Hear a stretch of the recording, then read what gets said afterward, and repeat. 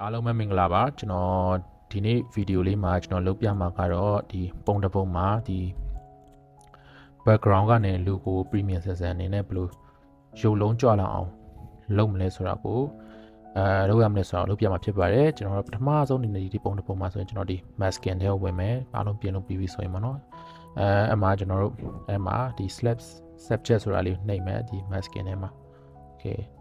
ကျွန်တော်ဒီလူလေးကိုကျွန်တော်ဒီ slam မှတ်သွားပြီအဲ့ထဲမှာကျွန်တော်ဘာလုပ်မလဲဆိုပထမဆုံးဒီအောက်ကိုဆင်းမယ်ဒီ master မှာအဲ့မှာဒီ haze ဆိုတာလေးကိုကျွန်တော်တို့ file လောက်ထိကျွန်တော်တင်လိုက်မယ်ဒီ haze okay တင်လိုက်မယ်တင်ပြီးရင်ကျွန်တော်တို့အဲ့မှာဆိုကျွန်တော်ကြက်လေးဖြစ်လာပြီအဲ့ချိန်မှာဒီ haze လောက်လိုက်ရင်လို့ပုံ auto မှောင်သွားတဲ့အတွက်ကြောင့်ကျွန်တော်တို့ဒီမှာ exposure ကိုလည်းကျွန်တော်တို့10လောက်တင်မယ် contrast ကိုလည်းကျွန်တော်10လောက်တင်မယ်ပုံကြက်မှုဖြစ်လာအောင်ဒီ color တွေအကုန်လုံး highlight shadow တွေအကုန် contrast ကောင်းအောင်လို့ပေါ့နော်ပြီးရင်ကျွန်တော်တို့အမှပုံလို့အလင်းနေပါတယ်ကျန်းလာတဲ့ခါကျကျွန်တော်တို့ highlight ကို -5 လောက်ပြန်ချမယ် shadow ကိုလည်းကျွန်တော်ကြည့်လစ်ဖြစ်တဲ့ကျွန်တော်-5 ချမယ် white လည်း-5 ချမယ်ဖြစ်ပါတယ် black လည်း-5 ချမယ် okay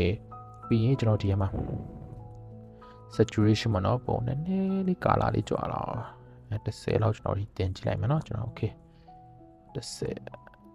okay အဲ့ဆိုရင်ကျွန်တော်ဒီကဲဆုံးဆွဲပြမယ် okay ကျွန်တော်before and after ကျွန်တော်ပြမယ် okay ပုံကချစ်လေးဖြစ်တဲ့ပြင်ဒီ skin tone color လေးကချစ်လေးပေါ်လာတယ်လူလဲ background နဲ့တော့ကွဲထွက်နေတော့မြင်ရမှာဖြစ်ပါတယ်